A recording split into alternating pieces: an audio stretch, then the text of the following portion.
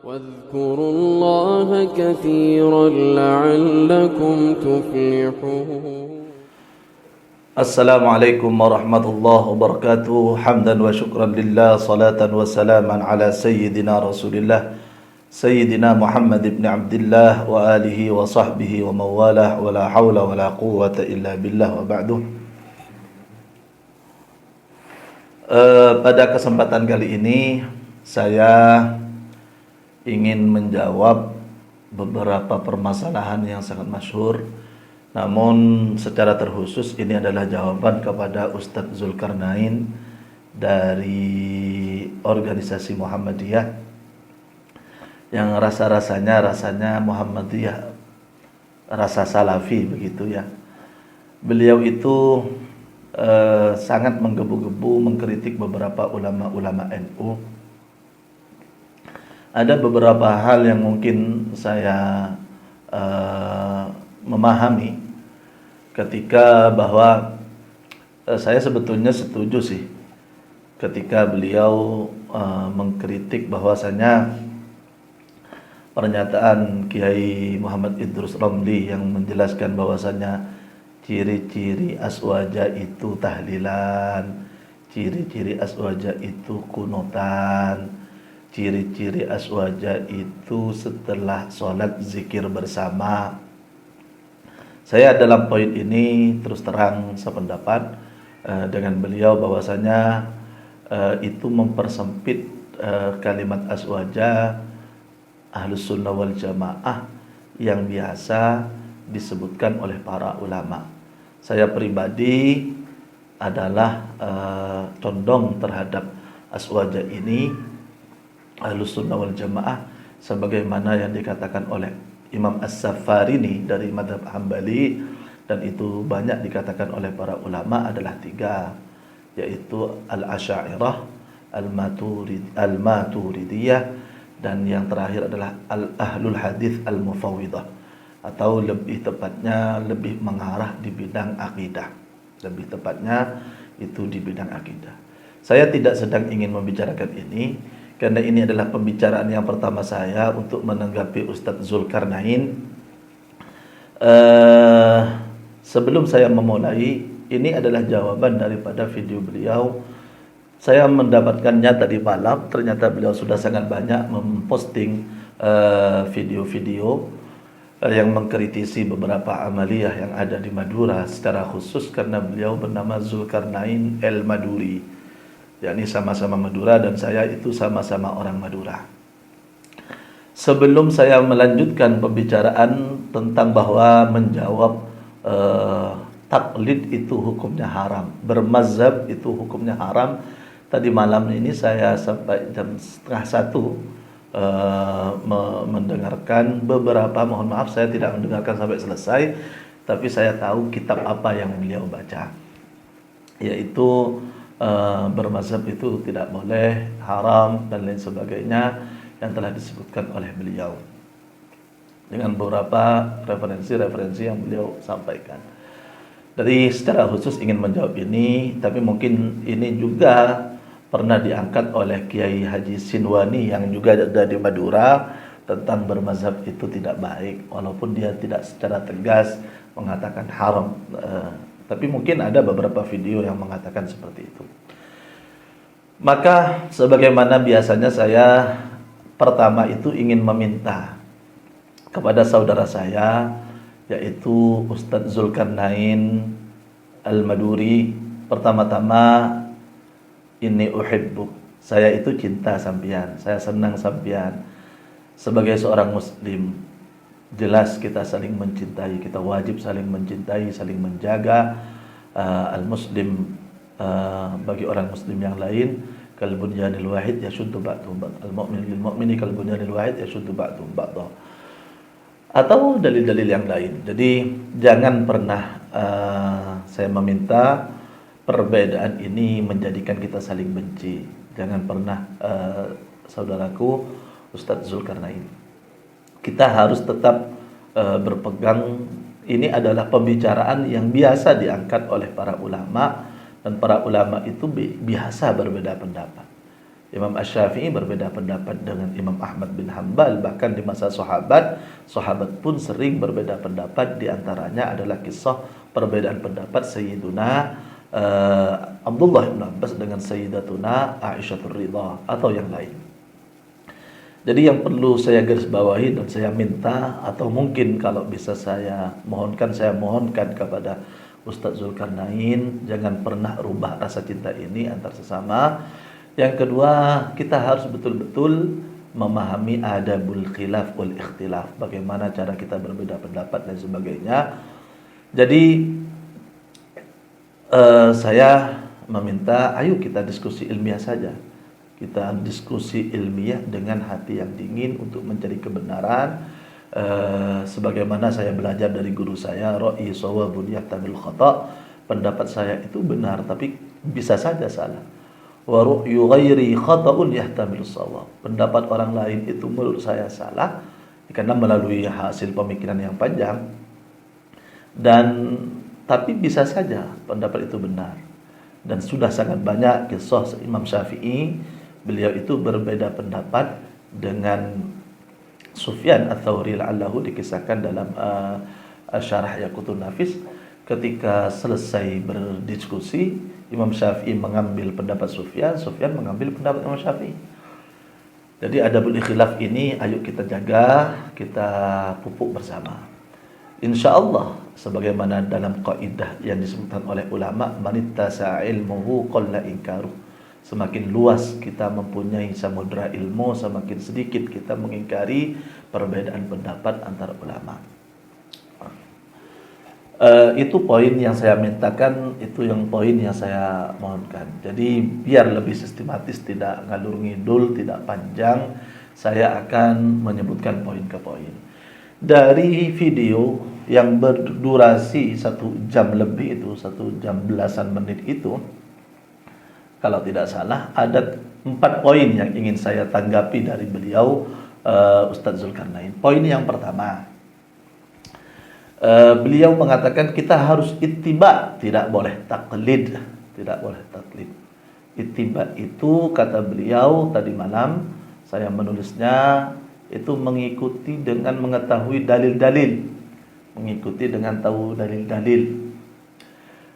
Beliau juga menegaskan mengikuti baginda Nabi atau para sahabat, tidak mengatakan fulan dan alan, ulama yang seakan-akan bahwa enas-enasnya itu adalah maksum, terjaga dari kesalahan dan lain sebagainya. Dari poin yang pertama, masalah ittiba dan taklid, haram taklid dan lain sebagainya, saya tidak menuduh sampean tidak paham dengan taklid.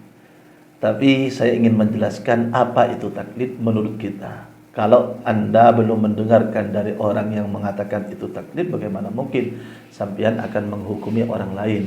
Karena al-hukmu ala syai'in far'un an tasawwurihi. Tidak bisa kita menghukumi seseorang tanpa tahu ke dalamnya bagaimana tasawwur, sudut pandang kita yang sebenarnya. Yang sebenarnya seperti apa sudut pandang mereka yang kita pahami. Harus tahu. Jadi taklid itu, Ustaz Zulkarnain, itu mempunyai beberapa makna. Dalam ulama kita disebutkan taklid itu mempunyai 2 makna. Yang pertama, makna yang pertama itu adalah al-amalu biqaulil ghair min ghairi hujjatin minal hujjati syar'iyyah.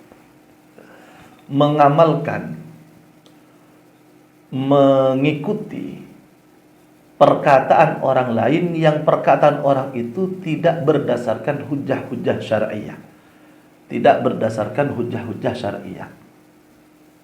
Jadi orang, katakanlah orang tidak waras, kita ikut, disuruh ke sana ikut atas nama agama, itu tidak benar.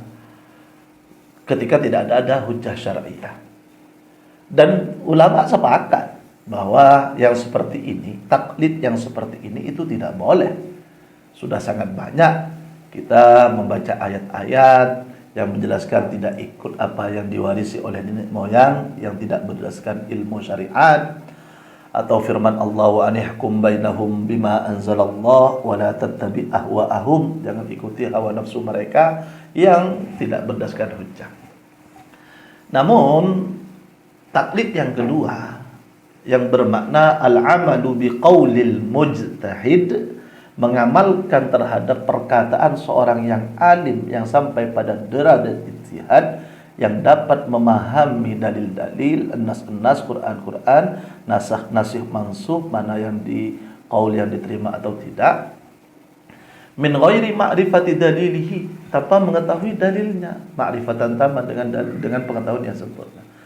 Jadi yang kedua adalah mengikuti pendapat ulama yang sampai pada daratul ijtihad. Nanti kita bicara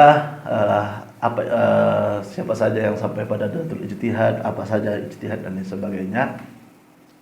Hukum bertaklid seperti ini bagi orang-orang awam atau orang yang bisa dalil tapi masih belum sempurna, tidak mumpuni secara keseluruhan, itu hukumnya wajib. Dari mana kita mendapatkan kata wajib, kata ulama ini? Dari firman Allah. Allah yang memerintahkan kita untuk bertanya kepada orang yang ahli ilmu dan mengikutinya. Fas'alu ahla dzikri in kuntum la ta'lamun. Bertanyalah kepada orang ahli dzikri, ahli ilm. Kita sepakat itu. Adalah orang yang berpengetahuan jika kalian tidak tahu. Apakah disuruh bertanya lalu tidak mengamalkan? Jelas mengamalkan. Hadis-hadis yang lain, man su'ila al ilmin fakatamahu uljima yaumal qiyamati bil jamin minan nar. Ini orang disuruh bertanya. Ketika orang bertanya dan ada orang yang tahu, maka dia harus menjawabnya dengan ilmu yang dimiliki. Kalau disuruh bertanya berarti agar diamalkan. Atau tentang hadis-hadis, dalil-dalil itu sangat banyak. Di antaranya adalah di akhir zaman nanti akan tidak ada orang-orang yang mempunyai ilmu, orang-orang alim itu diambil nyawanya semua. Fasu'ilu, kemudian yang dijadikan pemimpin adalah orang-orang bodoh. Orang bodoh itu ketika ditanyakan, fa'aftau bighairi ilmin, mereka memberi fatwa tanpa berdasarkan ilmu syariat.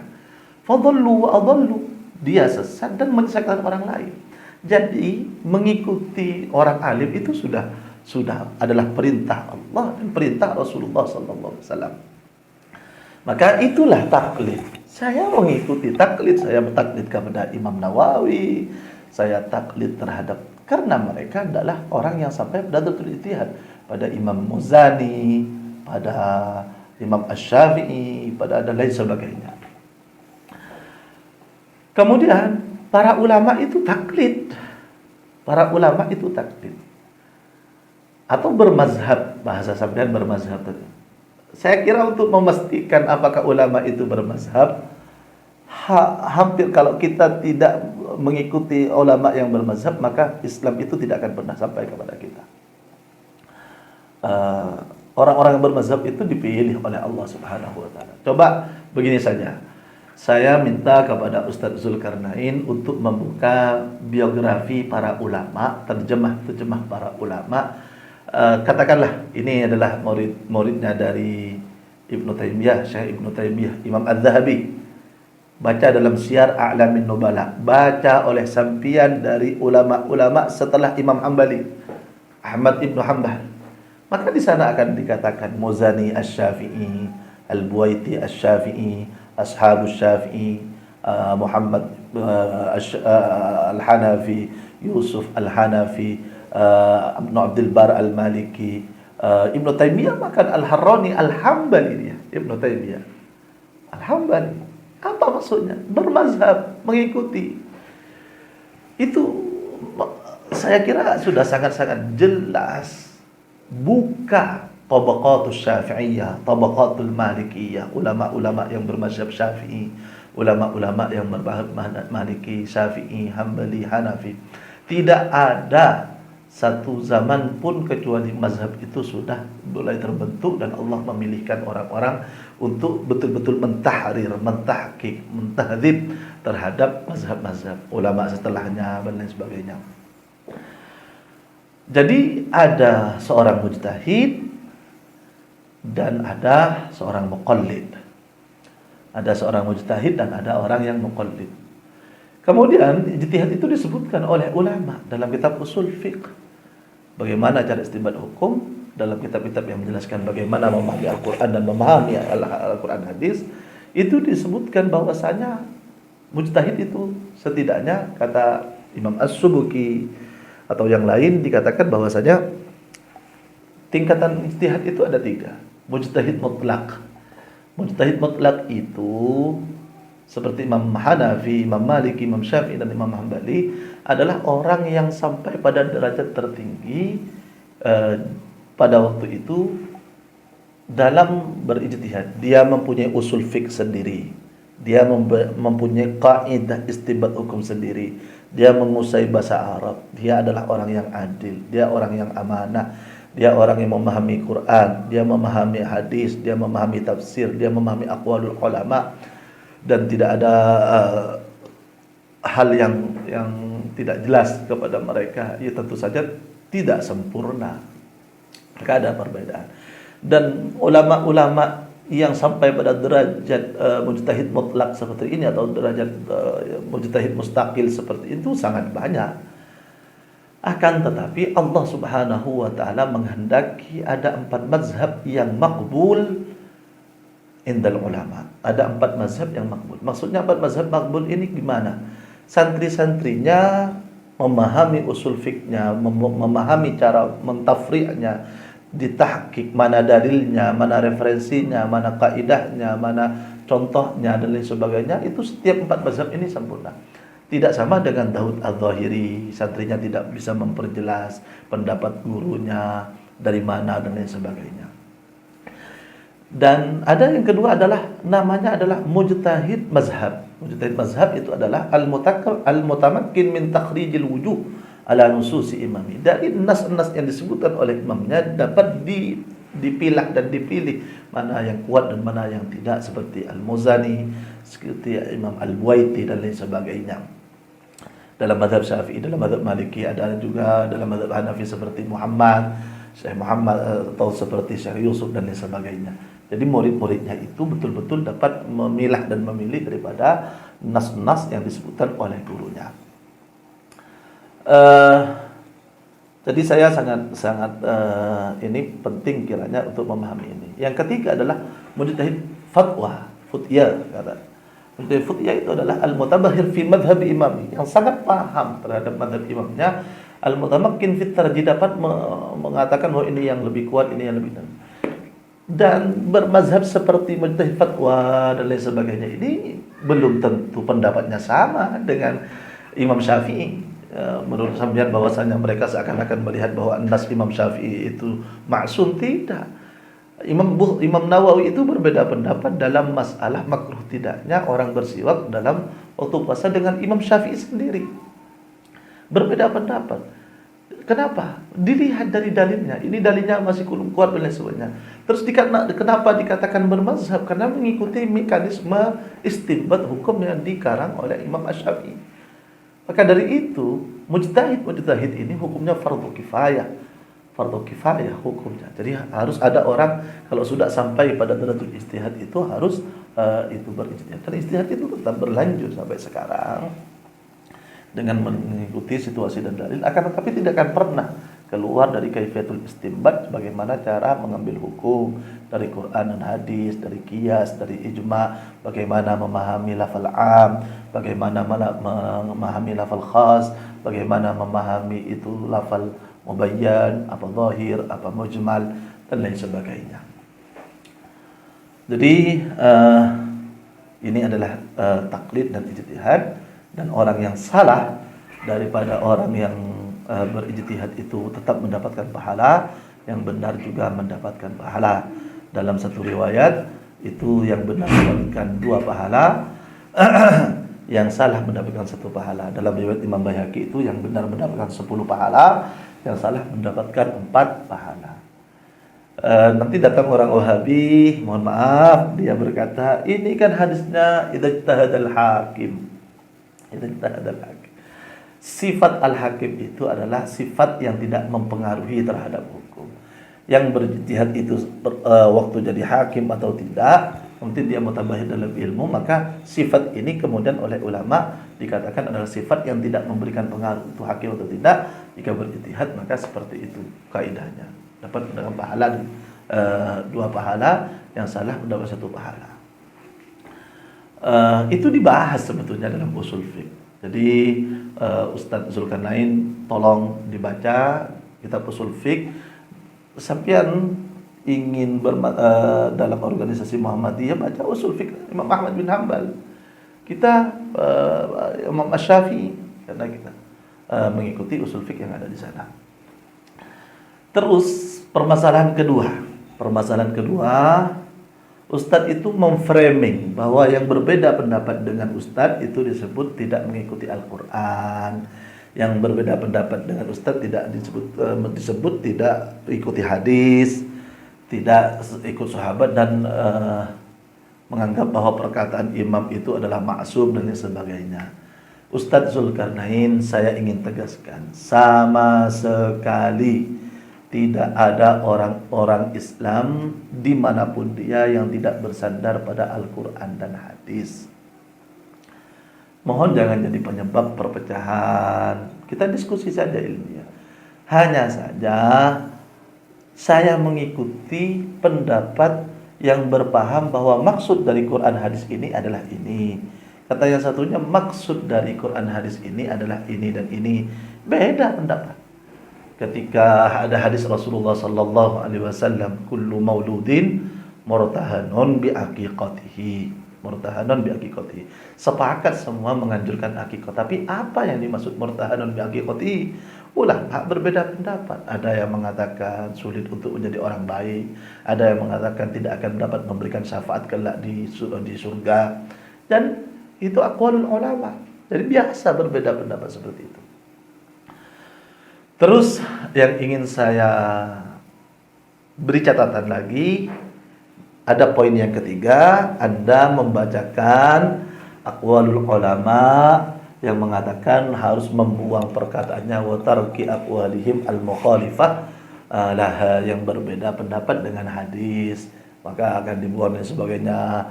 Anda membaca perkataan Imam Abu Hanifah, perkataan murid Imam Abu Hanifah, perkataan Imam Malik, dan perkataan Imam Asy-Syafi'i, perkataan Imam Ahmad bin Hanbal. Semua ulama pasti kembali kepada hadis. Semua poin yang Anda bacakan di video itu adalah senada dengan kalimat ini. Idza shahhal hadits fahuwa madhhabi. Idza shahhal hadits fahuwa madhhabi. Apabila hadis itu sahih, maka itulah mazhabku, kata Imam Syafi'i. Yakni beliau itu tidak mendahulukan pendapat pribadi, tapi pendapatnya pasti disandarkan kepada Al-Quran dan hadis.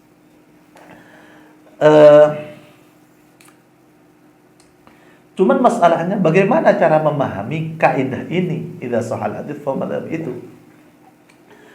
Sebetulnya Imam Nawawi telah menyebutkan, saya menganjurkan kepada sampean, itu bisa di-download oleh sampean, ada kitab namanya Muqaddimatu Al-Imam Nawawi fi Syarhi Al-Muhadzab. Ini dibahas bahwa orang itu salah jika setiap ada hadis bertentangan dengan pendapat Imam Syafi'i, berarti pendapat Imam Syafi'i dibuang dan diambil hadisnya. Tidak. Karena Imam Syafi'i itu tidak akan berpendapat kecuali bersandar kepada hadis. Imam Syafi'i itu tidak pernah berkata kecuali perkataannya sudah beliau pikirkan mendatangkan masalah atau tidak, benar atau tidak. Itu perkataan Imam Syafi'i. Contohnya begini. Saya kira sampean termasuk orang yang akan berkata seperti ini. Orang ketika puasa dia melakukan canduk, hijamah, batal apa tidak? Yang menghijamah batal, apakah yang dihijamah yang batal? Contoh hadis, ada satu hadis yang berkata ini, aftarul hajim wal mahjum. Ada orang yang melakukan canduk bekam, kemudian dikatakan kepada Rasulullah berkata, yang mencanduk dan yang dicanduk itu sama-sama batal. Kata Imam Al-Bukhari dalam kitab Al-Ilal wal Kabir, beliau berkata, "Laisa fi hadzal bab syai'un asahha min hadithi Shaddad ibn Aus wa Thauban." Tidak ada hadis yang lebih sahih daripada hadis ini. dalam masalah tentang hijamah ketika berpuasa. Ini adalah hadis yang paling sahih kata beliau. Maka kemudian ternyata itu tidak dipakai. Kenapa? Karena kata sahih itu idza sahal hadis itu disebutkan oleh ulama sahih dalam sanad, sahih dalam istidlal. Sahih dalam istidlal. Gimana sahih dalam sanad itu? Sahih dalam sanad ya sebagaimana dalam kitab mustalahul hadis harus mencukupi 5 syarat, yakni ittisal, adil, adamus syudud, adamun illah, dan ya 5 syarat itu. Orang-orang yang menyampaikan adalah orang-orang yang adil. Oke lah. Nanti pada ulama itu juga berbeda pendapat. Ini menurut saya sahih, menurut saya ini hasan, menurut saya ini dhaif. Itu menjadi perbedaan antara hufaz. Sangat banyak contohnya. Sangat banyak contoh perbedaan ulama dalam menentukan ini hadis sahih dan lain sebagainya. Standarnya pun berbeda-beda. Al-Imam Bukhari adalah pemilik standar yang paling tinggi dalam menentukan sahih tidaknya. Ada Muslim yang selanjutnya. Al-Imam Tirmidzi mempunyai istilah khusus bahkan. Ada sahihun hasanun, hasanun sahihun, dan lain sebagainya. Yang menurut ulama lain hasan ya sahih. Yang kedua adalah sahih dalam istidlal. Apa yang dimaksud sahih dalam istidlal? Pemahamannya harus benar, tidak bertentangan dengan hadis yang lain. Seperti barusan aftarul hajim al-mahjum. Menurut Imam Asy-Syafi'i ini hadis dimansukh, dinasakh oleh maka tidak dipakai walaupun sahih. Maka tidak akan dipakai walaupun sahih. Dan bahkan paling sahih kata Imam Bukhari, ini tidak dipakai karena ini dimansukh. Ini tidak sahih dalam istidlal. Ini lafal am, harus melihat apakah ada yang mukhassis, ada yang mentaksis. Ini seumpamanya bertentangan dengan Al-Quran, maka dibahas dalam bab ta'arudun nassain, pertentangan antara dua nas dalam Al-Quran hadis atau hadis dengan hadis dan lain sebagainya. Ini dibahas tentang mana yang lebih awal ketika bertentangan, mana an-nasikh wal mansukh dan sebagainya. Jadi itu, maka kata Imam Nawawi, jika sampai menemukan hadis sahih kemudian ternyata tidak sama dengan pendapat Imam Syafi'i, jangan katakan Imam Syafi'i langsung dibuang. Harus dicek kenapa ini tidak dipakai oleh Imam Syafi'i, kenapa ini tidak dijadikan dalil, apa sebabnya. Apakah Imam Syafi'i tidak mengenal terhadap hadis ini? Sulit itu. Beliau adalah pakar dalam hadis. Imam Syafi'i itu sudah hafal terhadap Muwatta Imam Malik ketika beliau 9 tahun.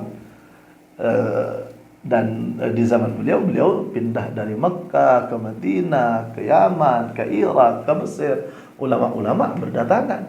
Sampai kata Imam Rabi, pada waktu itu ada 70 rombongan yang datang untuk belajar kepada Imam Asy-Syafi'i. 70 rombongan unta-unta itu datang, ratusan orang itu. Tiap harinya di pintu Imam Asy-Syafi'i untuk belajar pada Imam Syafi'i dan saling berbagi ilmu. Maka saya ingin memberikan satu arahan saja kepada Ustaz, sampean tolong baca kitab Sunan Tirmidzi. Coba di sana itu dalam kitab Sunan Tirmidzi bab tentang istinja, bab tentang ini.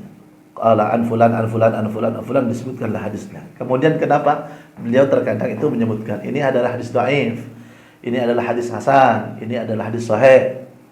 Kemudian beliau memberi penjelasan, wa alaihi amalu ahlil ilm. Inilah yang dipakai oleh ulama. Walaupun dhaif, beliau berkata wa alaihi amalu ahlil ilm. Wa alaihi amalu ahlil ilm. Coba lihat di sana, di sahih, di Sunan At-Tirmidzi. Tidak semua hadis langsung dipakai walaupun itu sahih. Kenapa? Karena ternyata dalam istidlalnya tidak sahih. Untuk itulah ulama berkata, kepada siapa idza sahal hadits fa huwa madhhabi, ini disampaikan oleh Imam Syafi'i kepada santri-santrinya, kepada murid-muridnya, kepada ulama-ulama yang sampai pada darajatul ijtihad walaupun darajatul fatwa. Bukan semua orang-orang awam disuruh untuk berijtihad, untuk membaca Quran dan hadis dan memahami langsung Quran dan hadis. Itulah kemudian saya bilang tadi bahwasanya orang itu mewajibkan ijtihad jika orang itu wajib bertaklid atau bermazhab jika dia tidak tahu. Yang ketiga, idza sahal hadits fa madhhabi, jika itu memang benar, maka ini bertentangan. Karena idza sahal hadits fa madhhabi, saya berarti ikut Imam Syafi'i bahwa jika ada hadis, maka yang lain dibuang. Ini bertaklid. Taklid pada perkataan bahwa tidak boleh bertaklid. Ini tidak boleh bertaklid itu pendapat. Dan pendapat itu saya ikuti, maka saya bertaklid hakikatnya.